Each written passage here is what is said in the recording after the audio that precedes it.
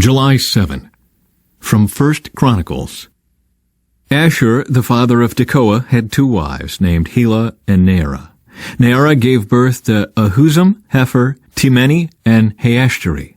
Helah gave birth to Zereth, Izhar, Ethnan, and Kaz, who became the ancestor of Anab, Zobebah, and all the families of Aharel, son of Harum. There was a man named Jabez who was more honorable than any of his brothers. His mother named him Jabez because his birth had been so painful. He was the one who prayed to the God of Israel, "Oh, that you would bless me and expand my territory. Please be with me in all that I do and keep me from all trouble and pain." And God granted him his request. Caleb, the brother of Shuah, was the father of Mehr. Mehr was the father of Eshton. Eshton was the father of Bethrapha, Paseah, and Tehinnah. Tehinnah was the father of Ir-Nahash. These were the descendants of Rechah. The sons of Kenaz were Othniel and Seraiah. Othniel's sons were Hathath and Meonothai. Meonothai was the father of Ophrah. Seraiah was the father of Joab, the founder of the Valley of Craftsmen, so called because they were craftsmen. The sons of Caleb, son of Jephunneh, were Iru, Elah, and Nahum. The son of Elah was Kenaz. The sons of Jehalelel were Ziph, Ziphah, Tiria, and Azarel. The sons of Ezra were Jether, Merid, Epher, and Jalon. One of Merid's wives became the mother of Miriam, Shammai, and Ishbah, the father of Eshtemoa. He married a woman from Judah, who became the mother of Jered, the father of Gedor, Heber, the father of Soko, and Jekuthiel, the father of Zanoah. Merid also married Bithiah, a daughter of Pharaoh, and she bore him children. Hodiah's wife was the sister of Naham. One of her sons was the father of Keilah, the Garmite, and another was the father of Eshtemoa, the Maacathite. The sons of Shimon were Amnon, Rena, Ben-Hanan, and Telon. The descendants of Ishai were Zoheth and Ben-Zoheth. Descendants of Judah's son, Shelah. Shelah was one of Judah's sons. The descendants of Shelah were the father of Lekah, Laada, the father of Mareshah, the families of linen workers at Beth-Ashbea, Joachim, the men of Kozeba, and Joash and Seraph, who ruled over Moab, and Jashubai-Lehem. These names all come from ancient records. They were the pottery makers who lived in Netaim and Gedera. They lived there and worked for the king. Descendants of Simeon. The sons of Simeon were Jemuel, Jamin, Jerib, Zohar, and Shaul. The descendants of Shaul were Shalom, Mibsam, and Mishma. The descendants of Mishma were Hamuel, Zakur, and Shimei. Shimei had 16 sons and 6 daughters, but none of his brothers had large families, so Simeon's tribe never grew as large as the tribe of Judah.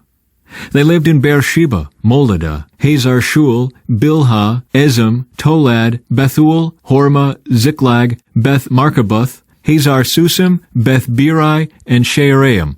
These towns were under their control until the time of King David.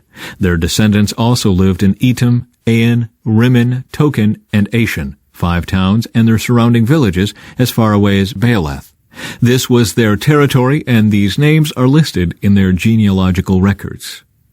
Other descendants of Simeon included Meshobab, Jamlech, Joshua, son of Amaziah, Joel, Jehu, son of Joshabiah, son of Seraiah, son of Aziel, Elioenai, Jaakobah, Joshahiah, Asaiah, Adiel, Jezemiel, Benaiah, and Ziza, son of Shiphi, son of Alon, son of Jedaiah, son of Shimri, son of Shimea.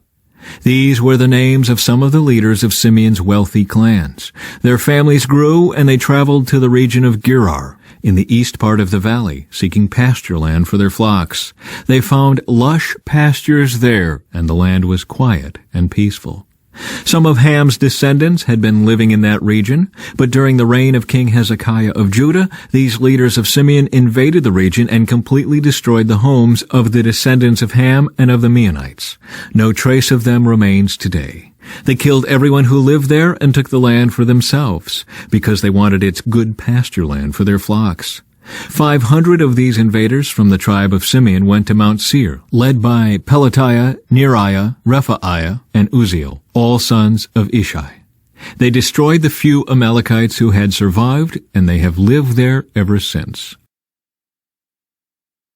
The oldest son of Israel was Reuben, but since he dishonored his father by sleeping with one of his father's concubines, his birthright was given to the sons of his brother Joseph.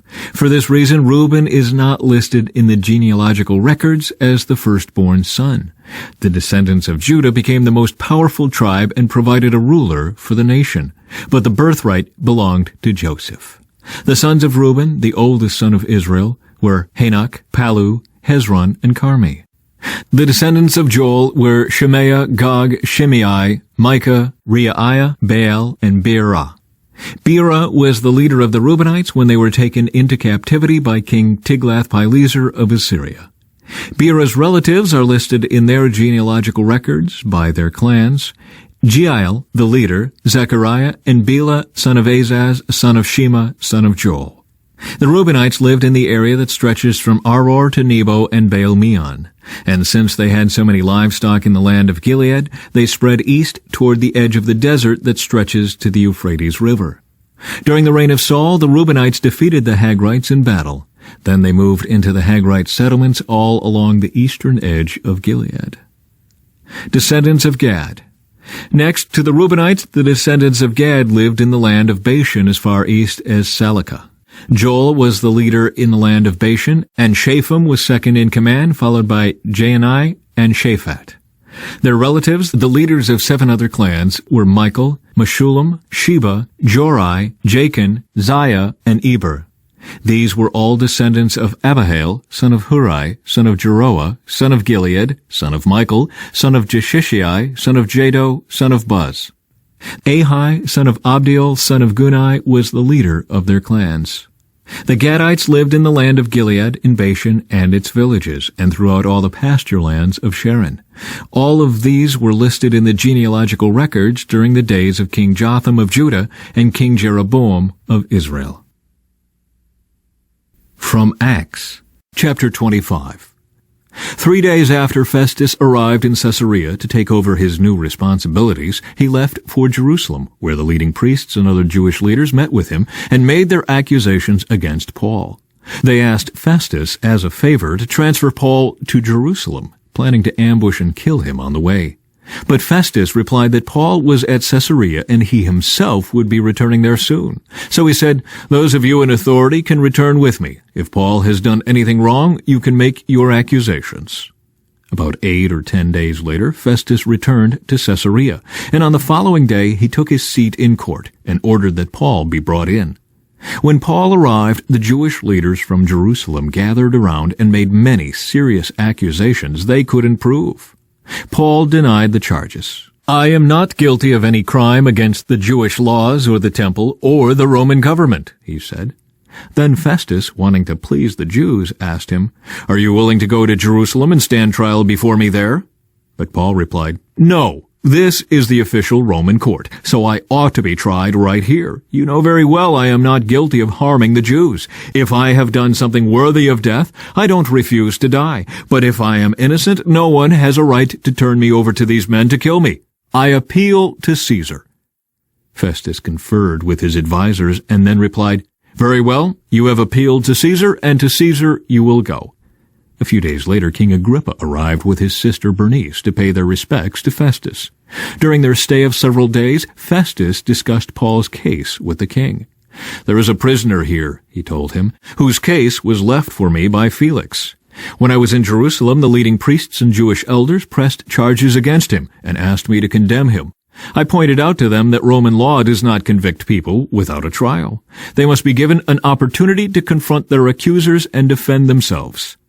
When his accusers came here for the trial, I didn't delay. I called the case the very next day and ordered Paul brought in. But the accusations made against him weren't any of the crimes I expected. Instead, it was something about their religion and a dead man named Jesus, who Paul insists is alive. I was at a loss to know how to investigate these things, so I asked him whether he would be willing to stand trial on these charges in Jerusalem. But Paul appealed to have his case decided by the emperor. So I ordered that he be held in custody until I could arrange to send him to Caesar." "I'd like to hear the man myself," Agrippa said, and Festus replied, "You will, tomorrow." Paul speaks to Agrippa. So the next day, Agrippa and Bernice arrived at the auditorium with great pomp, accompanied by military officers and prominent men of the city. Festus ordered that Paul be brought in. Then Festus said, "King Agrippa and all who are here, this is the man whose death is demanded by all the Jews, both here and in Jerusalem. But in my opinion, he has done nothing deserving death. However, since he appealed his case to the emperor, I have decided to send him to Rome. But what shall I write the emperor? For there is no clear charge against him. So I have brought him before all of you, and especially you, King Agrippa, so that after we examine him, I might have something to write. For it makes no sense to send a prisoner to the emperor without specifying the charges against him." Psalm 5. O Lord, hear me as I pray. Pay attention to my groaning. Listen to my cry for help, my King and my God. For I pray to no one but you. Listen to my voice in the morning, Lord. Each morning I bring my requests to you and wait expectantly. O God, you take no pleasure in wickedness. You cannot tolerate the sins of the wicked. Therefore the proud may not stand in your presence, for you hate all who do evil. You will destroy those who tell lies. The Lord detests murderers and deceivers. Because of your unfailing love, I can enter your house. I will worship at your temple with deepest awe. Lead me in the right path, O Lord, or my enemies will conquer me. Make your way plain for me to follow. My enemies cannot speak a truthful word. Their deepest desire is to destroy others. Their talk is foul, like the stench from an open grave. Their tongues are filled with flattery. O God, declare them guilty. Let them be caught in their own traps. Drive them away because of their many sins, for they have rebelled against you. But let all who take refuge in you rejoice. Let them sing joyful praises forever. Spread your protection over them, that all who love your name may be filled with joy. For you bless the godly, O Lord. You surround them with your shield of love. From Proverbs. An offended friend is harder to win back than a fortified city. Arguments separate friends like a gate locked with bars.